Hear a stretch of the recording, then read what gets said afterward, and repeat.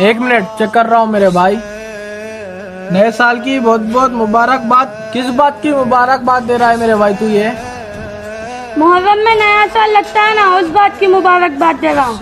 मुहर्रम आते से ही नए साल की मुबारकबाद दी? किस चीज की मेरे भाई? करबला में अपने नबी का जो घर लुटा गया वो बात के लिए मुबारकबादी दी। हसन हुसैन को शहीद किया गया उस बात के लिए मुबारकबादी दी।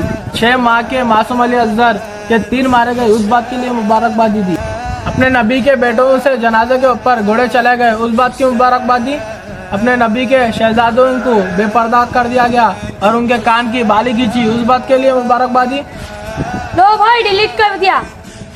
जरा सोच करबला में क्या हो गया था, मंजर एहसास कर वो सब बातों को। अरे मेरे भाई, इमाम हुसैन ने फरमाया था अगर दुनिया में तुम्हें कोई गम मिले तो मेरे गम को याद कर लेना, तुम्हारे गम का वजन कम हो जाएगा। ये फालतूगिरी करने से कोई मतलब नहीं है। नमाज पढ़ो, रोजे रखो, ये 10 दिन में जितनी इबादत हो सके उतनी इबादत करो और इमाम हुसैन को याद करो, उनने अपने लिए बहुत कुछ करके गए। Hussein, Hussein, Hussein.